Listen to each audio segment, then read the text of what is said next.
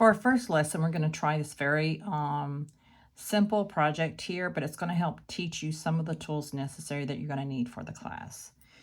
So the first thing you need to do is you need to open up your Procreate. And so that will be this little icon right here. So you want to tap that. That will bring up your gallery. And this is where everything is housed. And then what we want to do is go to the plus sign right here. So tap the plus sign. Now for this class, we're going to be concentrating on screen size 2 and square 2. So for this particular project, we're going to choose screen size 2. Now, the reason why we use this screen size is because, let me show you the dimensions. It's 3800 by 2800 pixels, which in reality is 12 by 9, and it's 300 DPI.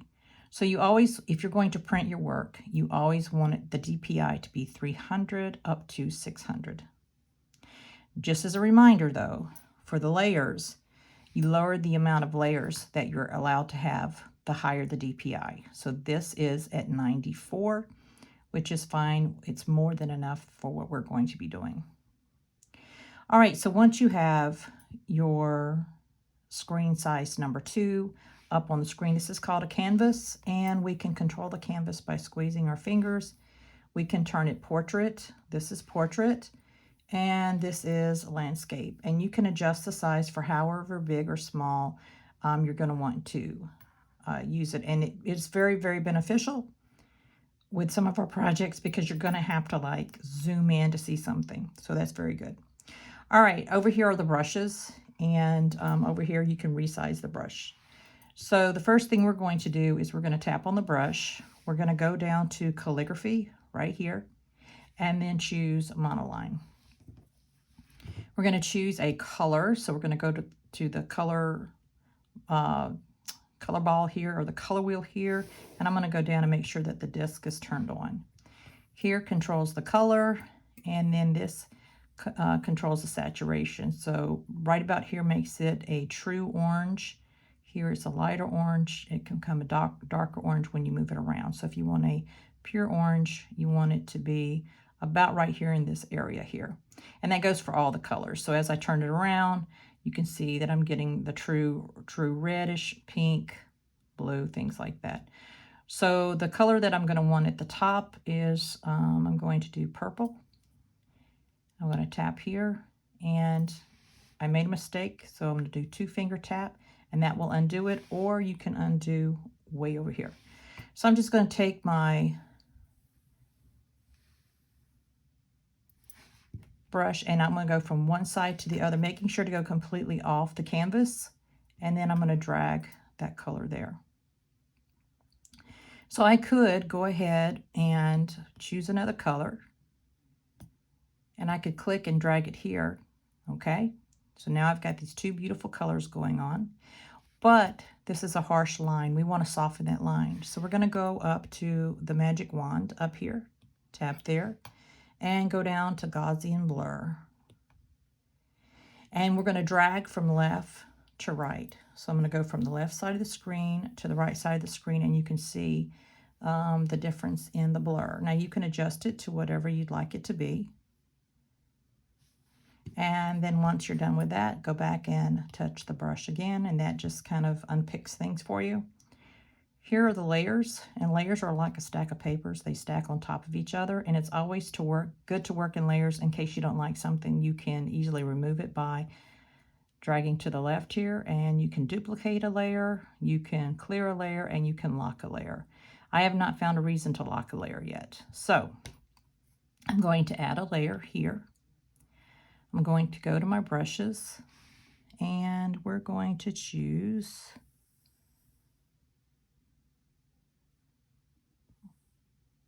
right down here where it says the script brush. Now I'm on calligraphy and script. Okay, I'm also going to choose the color white, and white can be chosen by double tapping in the white area. Black can be chosen by double tapping in the black area. We want to have a pure white, or you may be lucky and have a white little area here that you can choose from. So now I'm going to write my name. And it doesn't have to be fancy, okay? So I'm going to press down hard and then lighten up the pressure. So if I barely touch it, it's thin. If I press down hard, it gets thicker and then thin and thicker and then thin. Also, I can adjust the brush size here, which you can see makes it a little bit smaller. Now I'm going to do 2-finger tap. And I'm going to go back and adjust my brush here to be at 100%. And I'm going to write my name. Now I'm pressing down a little firm because I want my letters to be thick. And then lighten it up a little bit.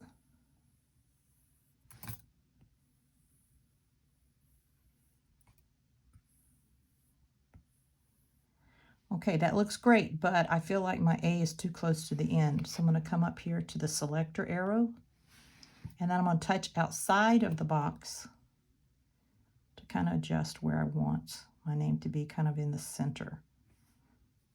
And then touch the arrow again, and now it's fine. I'm going to go back to my layers.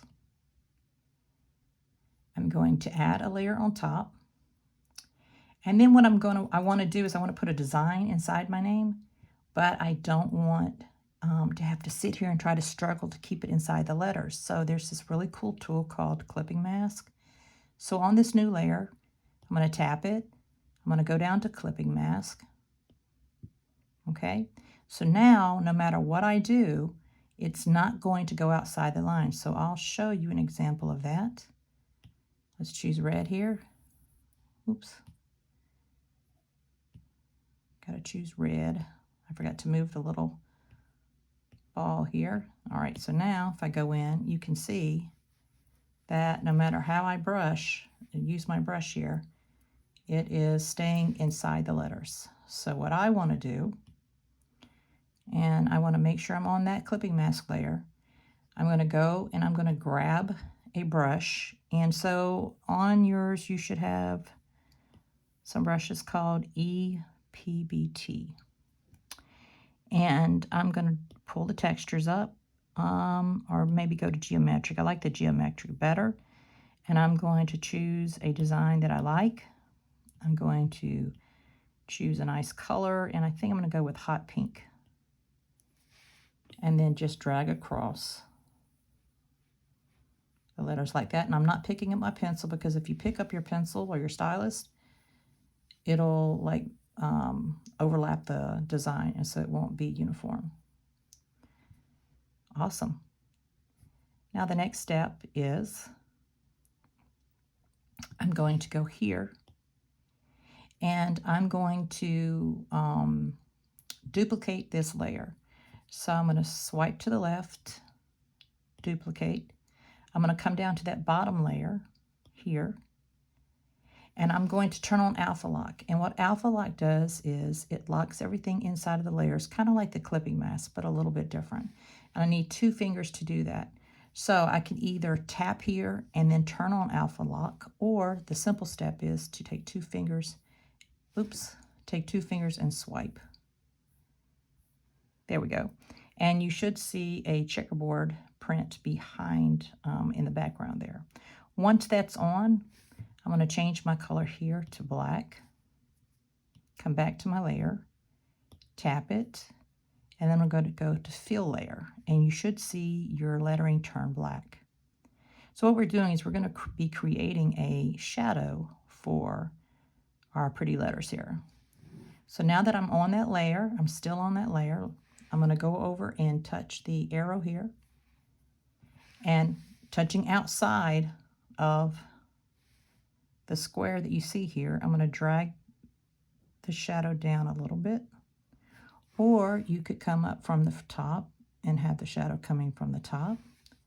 You could have the shadows coming from the side. It's really going to be up to you. Just make sure you're touching outside of that square when you're dragging. Touch the arrow again, and now you have finished your very first assignment. So what we want to do is we need to save it. So to save it, we're going to go to the wrench right here. We're going to go to share, okay? And you can choose JPEG, that doesn't print up as nice as PNG, so we're going to do PNG. And now what we're going to do is we're going to choose the drive. And you're going to be going to the little Red House Studio drive. You're going to go to My Drive, right there. And what you're going to do is tap in your age group. And then find your name, tap your name, and then click Save Here. And then Upload. And that will save it to your folder.